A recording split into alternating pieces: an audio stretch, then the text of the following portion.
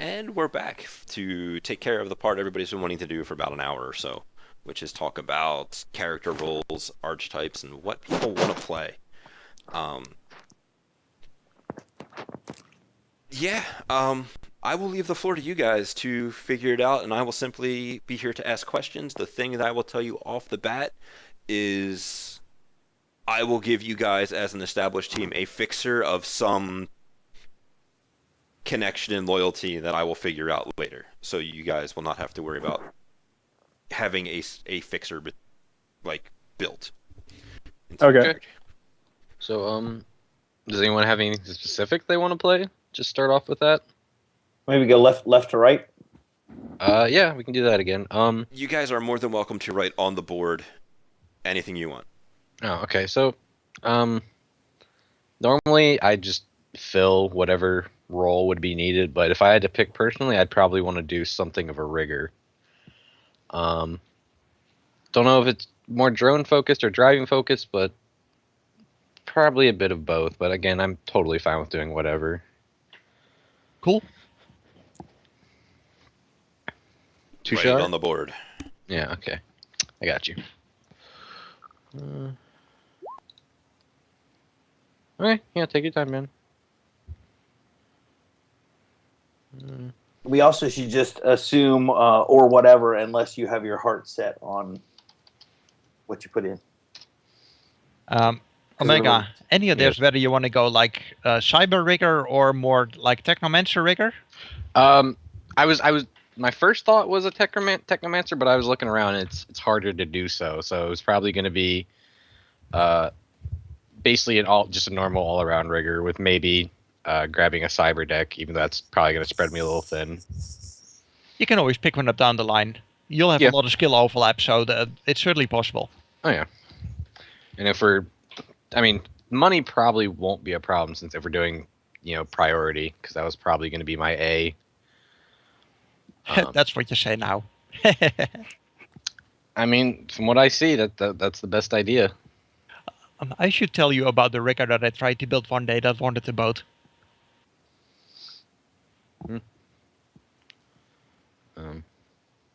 For me personally, Are you back? yeah, sorry. Good. Yeah, for me personally, I mean, same here. I've always filled roles that are like required by the team. So, like, I wouldn't be opposed to any particular role. Like, I'm open to like trying out new builds and like, because that's how you learn Shadowrun a little better, just by learning different, like, creating different characters and stuff. So, I'm pretty much open to anything. What parts of the rules are you familiar with? Because some parts of the rules are just far more complex than others and may have a pretty steep learning curve to begin with. Yeah, so I think I have like a basic understanding of like fifth edition rules, like because I've read through the book Okay. like a couple of times. Okay, so you probably want to avoid something like a decker, which is a bit more complex, but you'd be okay Yeah. with like breaking an entry or a samurai or things like that. People that work a bit more in mid space. Yeah, I think that would be safe to say. Okay. As for me, heck, I don't know. Looking at the characters that I played, in the past few years, it's run the gamut. It's been a variety. I don't have a strong preference right now. In good part, it depends on what do we want to do about having, hardcore specialists like a dedicated magician, a dedicated decker. Since I have a bit more familiarity with rules, I could fill those things, but it would not be my first choice. I tend to play less than hyper specialists. Mind if I just pass on this for now and just see what is left open? You could Because write on the board prefers not Decker or Magician. It's like one of those puzzles where there's like Sally doesn't like Jimmy. Jimmy is best friends with Tommy. Tommy, actually, that's not entirely the case. My last character that I played was actually a technomancer, and I loved that character. But the campaign kind of fell apart because the GM just was not good at planning stories. Oh, But that in that aside, case, uh-oh. I do like technomancers, but they kind of work a little awkward. They don't necessarily. I mean, they can work together with a team, but sometimes you just need to do stuff on your own, and that's awkward in a large group because then you have 4 or 5 people fiddling their thumbs. I mean, that's probably gonna be similar to like just a decker normally, wouldn't it? Because they're the only one doing things in the Matrix. Yes and no. Kind of, yeah. There's a lot of plate spinning, and it's bigger on the inside, timey-wimey stuff that can go on. Oh, okay, I get you. So you'll see. It's not to sound braggy, but it is an acquired and practiced skill. They definitely have a different way they interact and overlap with the group. For instance, a rigger easily morphs into a decker and vice versa. A technomancer has much more trouble with that, but a technomancer has a relatively easy time, having a sideline in supporting the rest of the group, even if it has nothing to do with the Matrix. But I like magical characters in flavor. They don't have to be magicians. Okay. Like everybody else has been saying, I'm pretty much willing to fill in wherever, and I've got a lot of Shadowrun and 5th edition specifically experience, so I'm happy to do I got a good concept for a combat magician or a sleaze decker, because for rules issues, those are the harder things to cover, or a face infiltrator to handle social scenes. Any of those 3. Combat monkeys, I'm sure we're going to have plenty of, so. Write it down.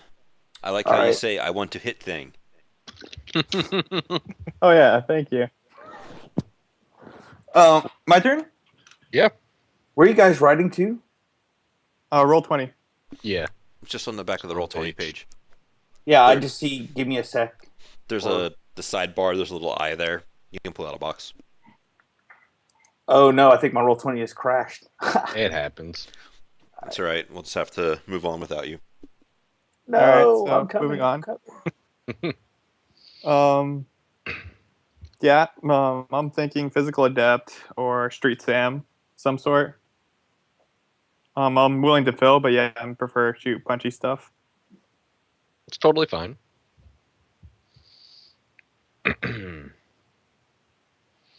All right, so we got 2 people that sound like they've made concrete. Or I'm sorry, I'm jumping the gun. Continue. Yep, I'm up next. I was thinking to go more of the magical route, but I'm the noob here, so whatever you guys tell me to do, I'll do. But I was thinking, because I was reading, I saw one spell that I liked that was Mind Net, and I would kind of want to try that out. So more of a leadership / team manager type role? Yeah, it's I think a psychic build where everybody's minds are linked together and just kind of acting as, the network hub where everyone just thinks and it works. So I'm going Or telepathically. I'm going to interject a small thing here. For one, with MindNet in particular, you will probably have what is called a direct neural interface, which is where your brain uses your comlink to text message your teammates. And that is obtainable without having any cyberware or anything like that implanted into you. So it's something that, there are certain situations, like when you astrally project, you cannot communicate through your DNI because you're not in your body. In that situation, you could communicate through MindNet. So there is some niche situation when it pops up, and there are some more general situations where it's not as useful. Just to throw that out there, since that's one of your specific ideas. And to throw it out there for everybody, it's not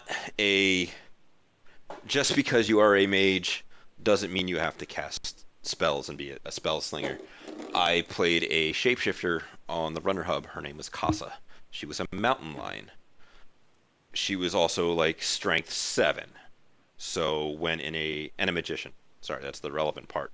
So when a combat situation happened, she didn't cast Fireball. She cast I pounce on you, knock you to the ground, and rip your throat out, because she is a mountain lion. So I would like to bring up my Sasquatch. Rob knows of my Sasquatch. Yep. I mean, he's a little bit more straightforward than Casa was because he liked to hit things with a stick. Yep. But, Literally a stick. yep. So people would ask, like, all right, what is your specialty? She'd be like, I am a magician. And then we roll initiative, and she tackles a dude to the ground and begins to rend him limb from limb with her bare hands. So it's like, that's not how magicians usually work. But quite often, your specialty is more the area of the world that your character knows about. So in our case, both of characters fit the magic role because we knew the magic scene, We knew about astral space, we had astral perception, we could talk about spirits and things like that. We knew what was going on. Mm-hmm. So that's just something I want to throw out there. If you have a concept kind of like how I had for Casa, who was, as she was a shapeshifter, shapeshifters in Shadowrun are animals first, people second. They're animals that turn into people instead of the other way around, like in most lore, which is fun because it leads to interesting situations like not understanding why a woman at a bar would not mate with a man because that man is tall and strong and young. He is virile. He will give you good cubs. Why would you not mate with him? I had that conversation. It was great. So there are ways to explore different and oddball concepts like Casa or like the Sasquatch who wants to be in a samurai film, or the guy that has a digital best friend who is crazy. So, just to throw that in there as an idea, like you could still be a mage and still, have a tons of points in guns and shoot people as your main thing. Just saying. Yeah, by and large, it's more about the attitude that you project and the people that you know and the stuff that you care about than what you do on the team. Because as long as, you have the core skills covered as a group, it doesn't matter who in the group is doing those skills. As long as you're part of the world and there is a part of the world that you can kind of cover in a discussion.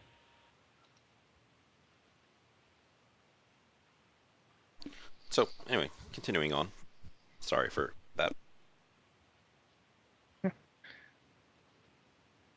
Well, if we're still on me, I guess some sort of utility mage and just trying to be useful that way, but yeah, I'll fill in where needed. And if memory serves, that was everybody? I believe so. All right. I guess those of you with only one primary choice, I think we can just go ahead and lock those in. Yeah, I'm down. All right. All right. So let's expand upon locking it down a little bit, I guess. Yeah, damn fantasy internet names, Drast. Dastrix? Sure. You say you want to hit things. Does the idea of selling your soul for physical, cold, hard chrome and power that way sound cool? Or does doing weird ninja flippy stuff as an adept sound cool? They both sound cool, really. I mean, that's the problem, I guess. Okay. Well, the good news is you just want to hit things, and there are lots of ways to hit things, so you can kind of work out either way. And then Tushar also mentioned being a Street Sam type person or a mage. But I guess I'll just kind of let you guys continue amongst the 3.5 of you, 4.5 of you, however it is, to kind of sort things out until everybody's got something they're happy with. Well, I think I'm the only one who listed a Decker, so I could do that. Okay. It's fine.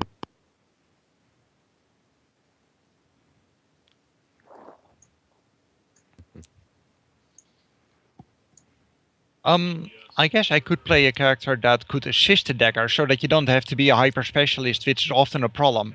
Especially if I do go Technomancer, I could assist you without being a specialist, so I don't steal your thunder and I'm still useful. Well, I got to build I got a cyborg sleaze decker build that I'm not worried about. Like, still rounded enough to be useful outside of it, but with big punch. So I guess the point being, I mean, if you wanted to, you could, but I don't. I think I'll be able to be well rounded and still hit the specialty hard.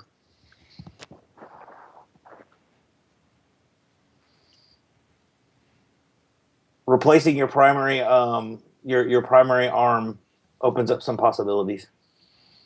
Get the old Trogdor arm going on. Hey, I've got awesome agility with pistols because just with my one hand. Yeah, I've seen that build. That's It's common. Yep, Yes. and it's not mine.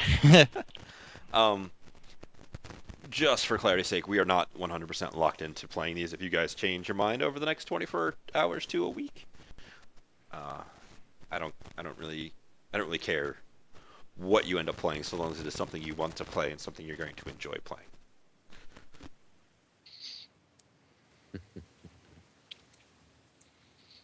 So,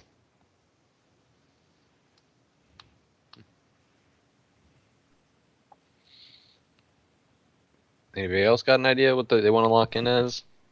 Just for now? I have some ideas, but there's a lot of talking going on in the room, so I'll chip in later. Okay. So, Tushar and Musapont. What about you guys? What were you thinking? You got options. Yeah. Well, I you might... can just call him. No, go ahead. You can just call me Mup if that works easier. But I was thinking some sort of utility mage that could help track things and help us communicate and just try to be useful rather than full combat. Okay, I mean, if it sounds like that's what you want to play. Sounds good to me. Physical You can do- barrier is the best spell in the game. Like, don't feel like you gotta change Say what again? you want to play. No, physical mask is. No, physical barrier. We'll have that conversation off bullets. camera. Okay, Either way, if you want to be a utility mage, you can give a lot of flavor to it with the right totem. Or sorry, mentor spirit. go with it. No reason not to. Mm-hmm. So, let's see. Given that Neocrates wanted to be more decker oriented, right? Yeah. I guess I can do the infiltrator thing. I'll have to see whether I can work, a matrix angle into that so I can assist with that. I'm not sure how well a Technomancer infiltrator would work. That could be spreading myself too thin. But I can cover the infiltrator angle somewhat, that's for sure. And that will have a face element to it, no doubt. That's just part of the job. Another thing about, assisting with it and whatnot, I can totally do that too. Because, I mean, depending on the job, say I had a van or something, he's sitting in the back, jacked in, I'm just running drones to keep Overwatch or something like that, and I can help him if need be. I mean, at least if I'm, understanding things right. Yeah, there may be some... I will probably require those of you who want to help while he's doing stuff inside a host to also be in the host, because that makes sense to me. That the thing you're trying to mess with is within your matrix line of sight, as it were. Well, I don't know how well that's going to work, because if I was a brute force decker, then hey, everybody pile on. Let's all blow a hole in the wall together. But with the sleaze decker, the more people you start adding, especially untrained people, the more likely you are to get me caught and killed. Well, it's one of those things, like I did with my Street Samurai. They could potentially just throw you assist dice for that initial hack on the fly to get into the host in the first place. And like you were saying about marks, Knocking them off. I'm not saying like I'm going to be in there, basically creeping up on your step, but, I would be able to assist probably.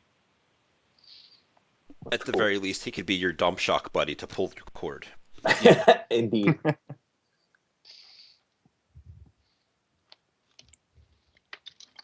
So, Tushar, what are you looking at? Do you want to go combat mage, or do you actually want to go street Sammy? Yeah, I think I'd probably go Street Sam. Okay. That's what I'm leaning towards at least. Do it. That's totally fine. Yeah, so I mean, Dantrix. That I mean, unless you want to run another Street Samurai, it's looking like Adept. If you want to just be one of everything, or No, yeah, I can do an adept. I mean, an adept is basically just a magical street samurai. Mm-hmm. You know, it's a street samurai's job is to be the combat dude, or you know, to be anticipated to be like, yo, stuff has gone sideways, let him go. I can do an have- adept I mean, infiltrator, right? in many ways, an adept is just a magical version of a physical role. You know, you can be an adept infiltrator or an adept phase. This Adepts looks are like a great. good party. We got 2 frontliners, Matrix and Magic Overwatch, and an infiltrator. That opens up most any jobs for us, I would say. Until I start killing you off. yeah, of course. Yeah. What the fuck? I'll have to be a little careful that I'm not slipping into a character type that I'm playing all too often. I often seem to end up in infiltrator-ish roles, but whatever. It's all right. Well, if you steal want that to from switch, you. if you want to do wanna help. if you want to be a decker instead, I can do that. I go Phys Adept for that face infiltrator role, but I don't mind. I'll just give it a different flavor. I mean, Rob probably recalls my, old man infiltrator that no one really expected. I'm not gonna lie, my memory's terrible.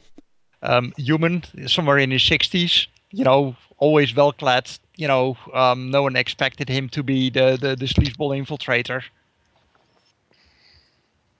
It doesn't matter anyway. I like playing characters that know people, and social the social angle. Having contacts. It works best if you can afford a good charisma, and infiltrators work that way. So it works. All Just right. one thing with infiltrators. And that's probably something that people who are not that familiar with Shadowrun may not be familiar with. Infiltrators can talk a team into a situation that they couldn't get into themselves. But we will run into situations where everyone has to make some kind of social check just not to look terribly out of place. So make the life of the infiltrator a little easier.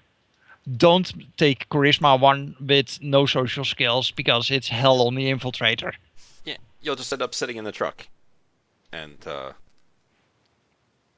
there was a person who I keep referencing the Shadowrun subreddit. I spend too much time there. Who asked for help on his build, and he was a Charisma 1 uncouth dude. And I made the post I made was, have you ever been pulled over to get a ticket? Because that's something we can all pretty much relate to. It's one of those things. Like, did you try being really nice to the cop so that maybe he would let you off with a warning? Lots of yes sir, no sir, that kind of thing. That would be an etiquette roll. Did you try lying to the cop and be like, oh, sorry, officer, I didn't see that stop sign there. I just, I had a long day at work. That's a con roll. Did you try making a promise of it'll never happen again? That kind of stuff. Did you try bargaining with him or even straight up bribing him? That's a negotiation roll. So something as simple as that can really, a couple of, maybe a point of edge and a couple of points to have the skills just to have them can be helpful in a lot of situations. Just food for thought. I posted a link in our Skype chat to the Runner Hub house rules. We're more or less going to kind of follow along that with some of the. I'm not going to be as strict on some of the qualities. Somebody brought up borrowed time in our Skype chat. If you wish to roll those dice and you are prepared to die, you have made your choice. I'm actually going to be against that, flat out. Because it disrupts the group when every other session that person has another character die. It is just disruptive for the group. Don't do it. Don't be that guy. No, God. But certain things like having a attribute of at least 2 after whatever augmentations or whatever you get because your average human is a 3 across the board. So when you're rolling up with your charisma 1 dude, you are the worst kind of person in a social situation. You have no friends. How do you have contacts? How do you like get service anywhere? That kind of thing. When you're a strength of 1 or like a body of 1, because hey, I'm a decker. I'm going to sit in the van. You have a body of 1, sir. How do you get out of bed in the morning? Just Is it that bad? Like you a are body of 1? with the average person being a 3, you're more or less 1/3 your normal average healthy human. How do you One is like survive breathing the deathly air? sick. Yeah. One is like you're probably dying. It does go either way. Being a body of 1 does not necessarily mean that you are malnourished or stuff. You could also be one of those 700-pound people who can't get out of their house and need a forklift to come take the doors off. That could also be body 1. So, like, doesn't necessarily mean Ethiopian, but it's not good for your health. All right. So that's something to think about. But I guess other questions or other things in this vein you guys might want to talk about.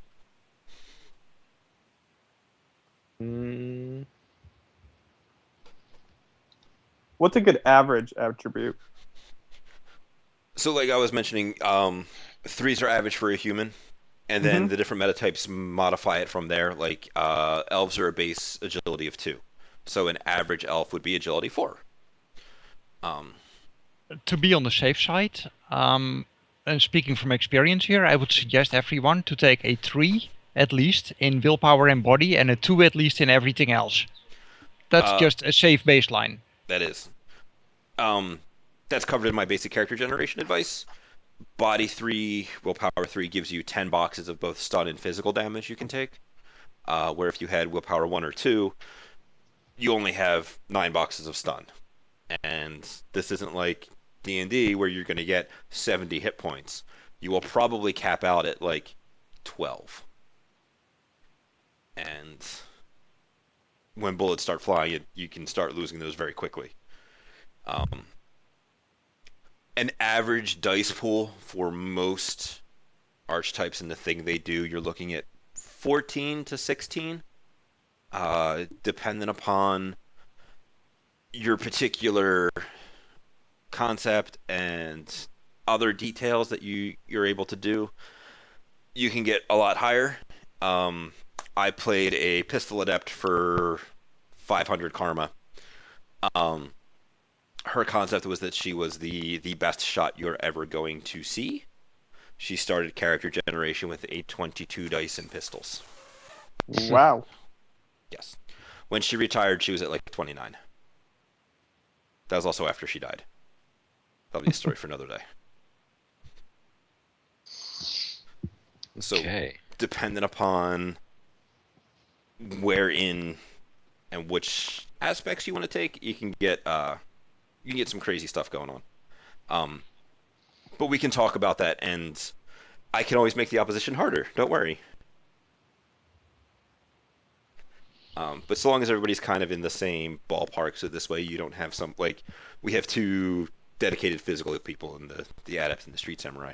If one of you is throwing 24 dice for murder, and the other one is throwing like 12, that guy who's throwing 12 is going to feel a little poopy in comparison to just raw production.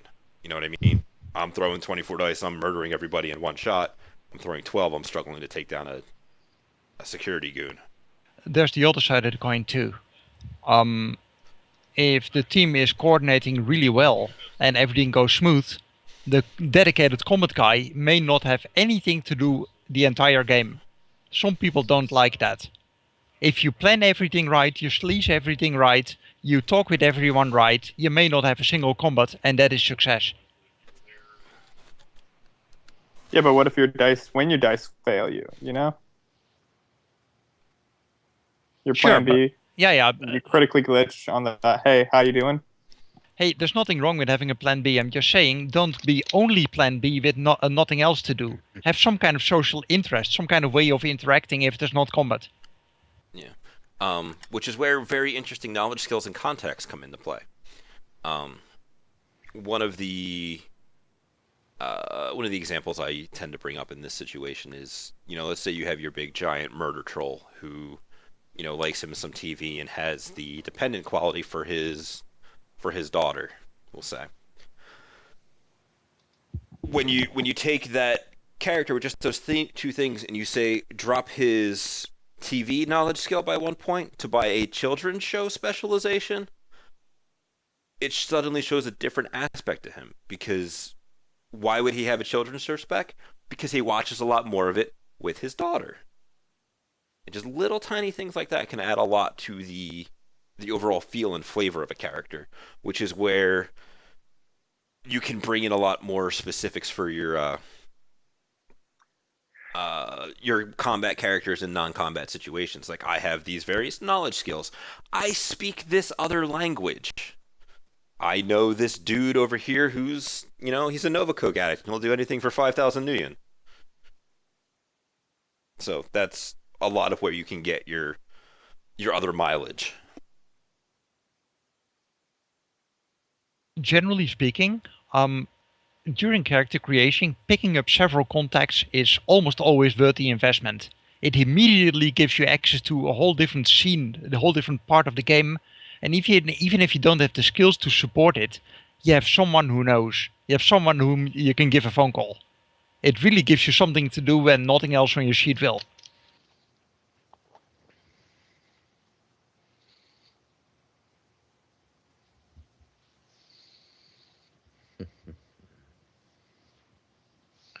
Okay, so where do we start now then?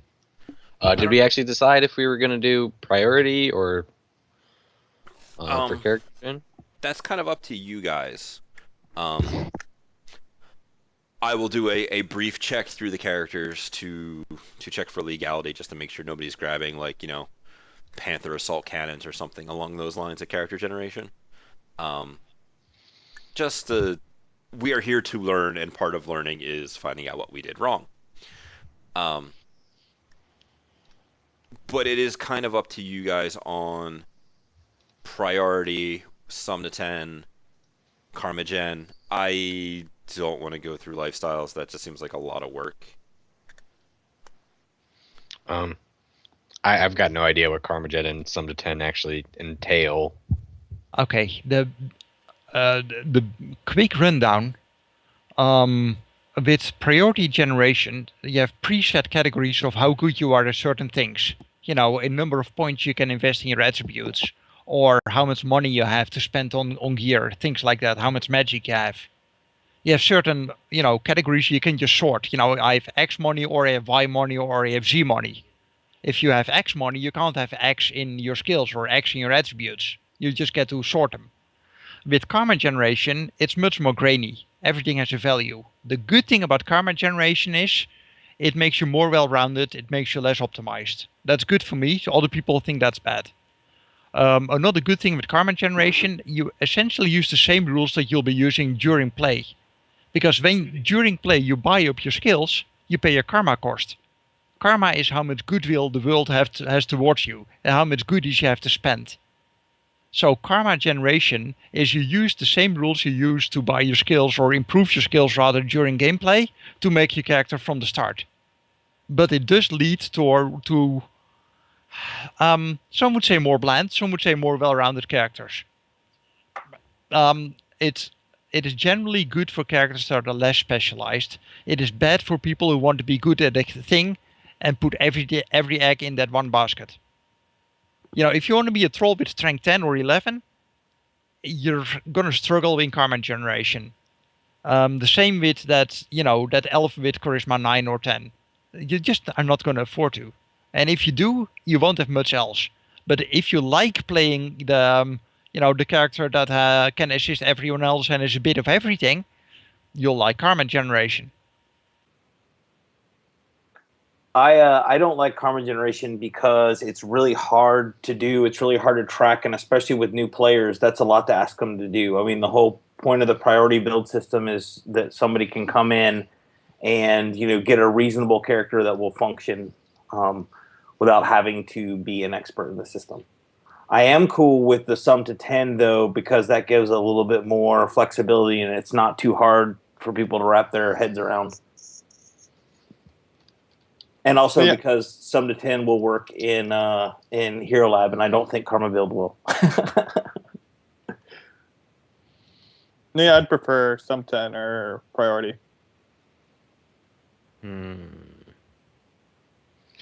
Yeah, I'm basically the same way with a bit more toward priority, just because I kind of already understand it. That's fine. Sub to 10 and priority are fairly close. Like, priority is just sub to 10, but only doing A, B, C, D, E. If we do that, I don't want to see anybody do the AACEE build, because that's silly. But I like Ace E. Yeah, it's just not balanced at all for humans. It's usually called Munchkin for just about anyone. Don't be that guy. Yeah. But I'm cool with either priority or sum to 10, and I'm cool mixing those two. Pat, if you want to talk about Karmagen, or if you want to see what you turn out as Karmagen, how you feel about it, I don't care that much, to be honest. Okay, yeah, I won't optimize. If I do, I optimize for concept, not for dice pool. Right. So, yeah, go ahead. I was just gonna say, so what does everyone else think then? Just to get it out of the way. I think I like it so far. Are there things that are trigger warnings for people? Concepts or that people don't like, that they don't want to interact with. For instance, there may be people who have traumas that they don't want to see in a game because it reminds them too much of real life. On that subject, I'm going to axe that conversation for now, just because this is being recorded and then going to be put up on the internet. We can have that conversation off camera so that your dirty laundry is the wrong word. But you know what I meant. The personal so stuff isn't, just thrown out there. Well, on a different subject then. So what books are allowed then? Whatever books are really out. I'm going to tell you right now, I'm not going to use anything with CFD in it, just because I have a really bad habit. It's not a bad habit, it's just how I am. I don't read a lot of the lore in the books unless something specifically calls to me. So all of this stuff with CFD, I don't know really anything about it because it seemed like a ungood idea to me. I think it's Lockdown has a bunch of dumb stuff in it, like a drug that gives you high pain tolerance like 14, and the only downside is you might end up getting the low pain tolerance quality. It's like, all right, that doesn't really do anything. But I think that's it as far as like all of the core big books are fine. Okay. Did you have anything in particular in question? It was basically the stuff like what's it called? Like run and gun and like gun heaven, just for like little stuff, armor and weapons. Go crazy. Still out on Rigor 5. I'm looking at it. I would suggest that we don't use the rules for custom creating drugs. Yeah, that's a section I haven't read. So it is too easy to exactly get what you want, with the mere drawback that you get penalties to the things that you don't care about. Everyone will always have the perfect drug, and you enter with constant discussions of essentially it forces everyone to be even more of a specialist than they tend to be, because you always enter with penalties in the things that you don't need. And it just degrades the game, it doesn't add to the atmosphere. Being a druggie or someone that needs to take drugs to get the job done, say that's character building. We all know that guy that when shit hits the fan, he just needs his pepper just to get the job done. It's part of the scene. It's part of the books that we've read. The The mafia boss that needs a sniff of cocaine just to get through the day or to forget things that he doesn't want to think about. That's cool, builds character. But if you go for custom drugs, it becomes number crunching instead of story. There's a lot of stuff like that.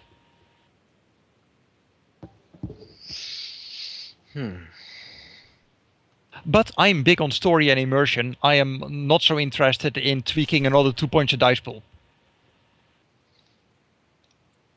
The little stuff like the custom drugs and the electronics tinkering, I'm not too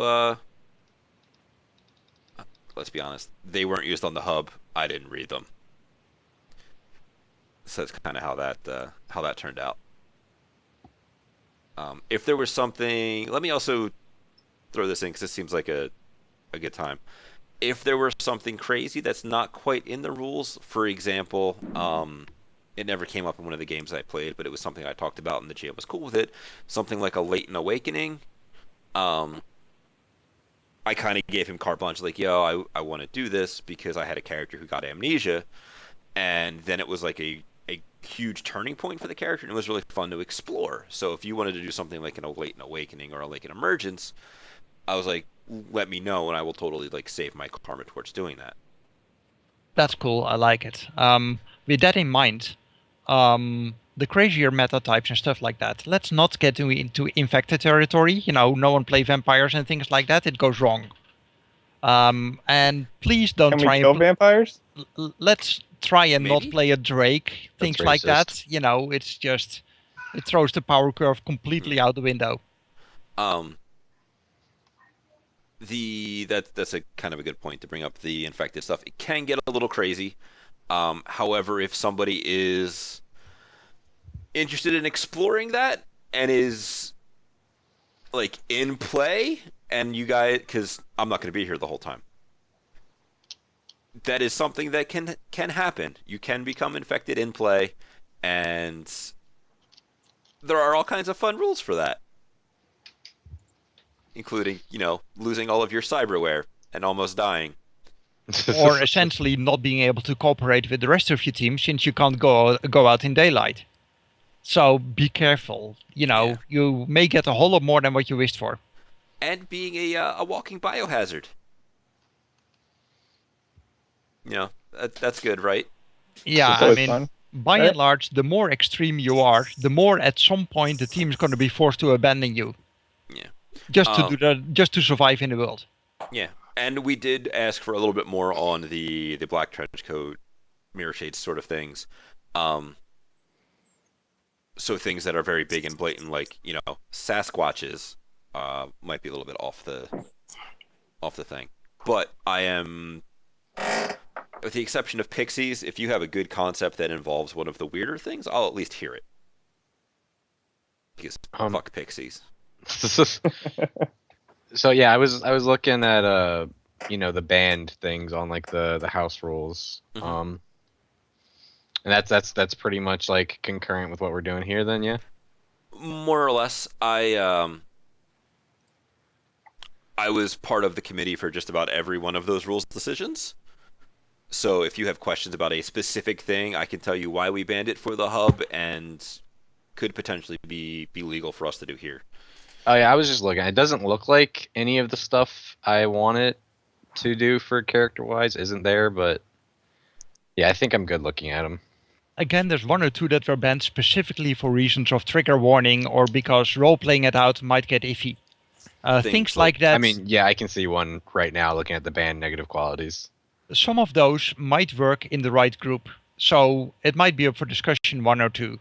But that's why a lot of them were banned. Not for balance reasons, but just because it's a social environment where you can't control who are part of it. Whereas if you're in a home group or a custom group like this, you have a lot more control over, you know, on whether everyone is okay with, you know, X or Y or Z. The some of the more those things like bipolar or the other mentally based things I would also like to stay away from, just because we are going to be putting this out there for public consumption. Are we? I'm going to be uploading this to YouTube for the time that I'm here. And if And we are being streamed right now. yes, Okay. I thought it was just for the introduction. I am not That too was- happy about being streamed. we can It talk it about hinders it me after. in it hinders me in my role play. Sometimes I may want to bring things up, and I just can't express myself the way I want to if it's going to be streamed all the time. Sure, we can talk about it off camera, and we'll see what comes up from that. Okay. Um, some of the other stuff that we banned off from the hub was because of bookkeeping. Things like in debt was like, how are we going to track the different payments that they make over time? How are we going to track whether or not they want to whatchamacallit, we want to deny them payments so that we can charge them more interest. Like a lot of that kind of stuff was other reasons why we axed it. And then some was just to create a stable play environment, something like Leroy Jenkins, which I don't know why that quality exists. Okay. That works for me. I mean, 'Cause- it's a sliding line at a sliding scale at some point. You know, Thrill Seeker can be along those lines. It might also work out just fine. To an extent, it depends on the player. Yeah, but there's a big difference between Thrill Seeker doing something crazy or Thrill Seeker I charge the security guard and begin to punch him to death. Sure. So one of them is being a crazy thrill seeker. The other one is being a psychopath. But do you guys have other questions? I'm good, but I actually have to get going here soon, so Sure. I imagine we're sorry if wrapping I up missed soon something. because Yeah. I'm going to go to bed soon. Yeah. Well, let's just for this. So, what character gen are we using? Just so everyone can probably like start thinking about it. Some to 10 or priority is cool. Okay. They are So either or. fairly interchangeable to Interchangeable. me, as long as we don't do the AACEE. Yeah. No. Yeah. I'm probably just gonna do priority. That's fine.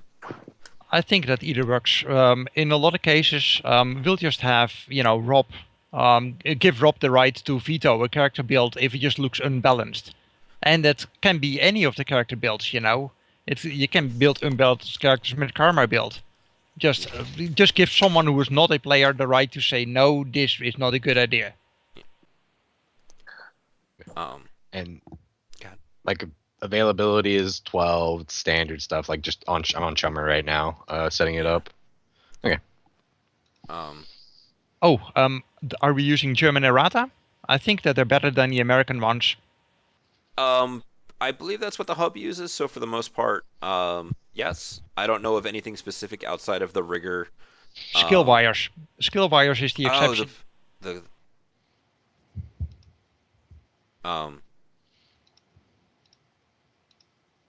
Yeah, no, I'm fine using cheaper skill wires because otherwise, like, that is a whole archetype that's kind of knocked out. You know what I mean? Yeah, it's unplayable otherwise. Okay. Well, I think that's everything for me. Anybody else have questions, comments, concerns? No, I'm just gonna have to figure out a build, but Sure. that's tomorrow. Yeah. Well, go ahead. If anyone wants to discuss things, I have this idea, how do I make it work? Feel free to send me a line over Skype. I'd be happy to, come up with ways to make it fit in the rules without being, a problem for the player or the GM or the group. On my YouTube channel, I have a bunch of different character generation videos on most of the archetypes. That could at least get you some kind of basis for inspiration. I will be in Skype and I will be able to respond within like an hour or so on Skype if you guys want to hit me up tomorrow. So tomorrow is going to be more of a, all right, I have, because I kind of talked about this during the break. We'll go by like 3/4-ish built, and then like we'll start working on some of the team dynamics and maybe ask about one of your previous runs and what happened there, or what did this other character do to upset you during the last thing, or things along those lines to kind of flesh out you guys as a group, to flesh out your characters a little bit, get everybody involved in it, flesh out some of your contacts, the world around you, work on your knowledge skills, the raw mechanics of your character that we can work on over the week, because I'll have a lot more time because I don't have to work doubles. And yeah, no, this is hopefully exciting for everybody. Yeah, I'm Yeah. fine with this. All right. So is there a, mostly because I don't want to like go over it, for like positive and negative qualities, is there a set limit on how many a person can have? 25. Or is it just how 25? Is that all together? 25 points. You can technically go over for on negative sides, but I will ask that you would be tasteful instead of being like, oh, I have a corporate sin and thrill seeker because I want +1 initiative. Oh, okay. And I'll take so jacked up so that I can get +1 reaction from being on a downer. You know what I mean? There's some minor exceptions. For instance, there are some meta types that actually cost you karma to play, but they don't really count as a positive quality. They just cost karma points. Okay. So okay, but it's 25 negative and 25 positive, correct? Yeah. Yeah. Okay. All right, that's good. Because one of them, I was thinking about taking one of the corpse sins. How I'm making this character, so that is good to know. Thank you. So let me just do a Go quick, ahead, Rob. That's your topic. A quick heads up on corporate sins. All right. You are the enemy. Yeah, no, I know, and I read the whole bit about it. How if it gets out, like runners are liable to try to kill you. Oh yeah. I think you're a spy or something like that. Which means that if you're not a decker, the decker will eventually find out. Potentially. It is one of those things, like if you have a good enough set of fakes, you can be like, oh no, that's just my Aries sin. See, here's my SK sin. Here's my whatever sin. But as an example, I had a run that I did that was ran by, or the Johnson was a very Aries military cut old guy.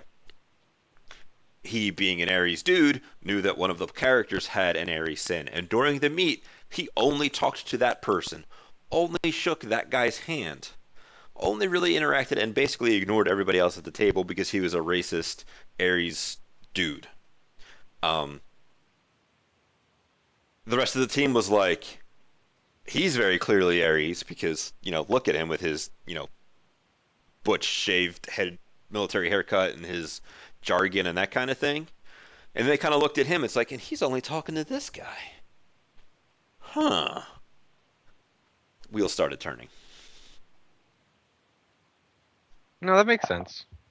So, just saying that there are the occasional other ways that that kind of information can get out. So Johnson's will burn you. I mean, he didn't see it as burning you. He saw you as a good, upstanding American citizen. God damn it. All right.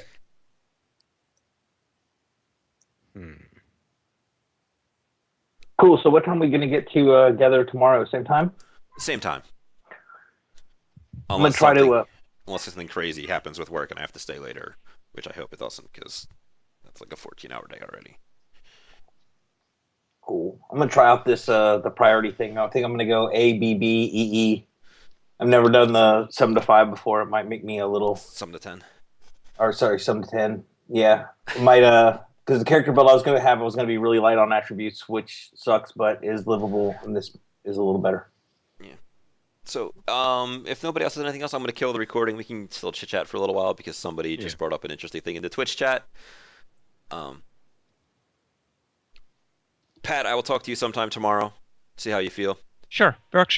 Mostly because I don't want to get into a harder conversation right before I go to bed. That's a good point, yeah. So, all right, guys. Let's all say good night. Good night. Bye-bye. All right. And we'll see you tomorrow night. Take care, everyone. Cool.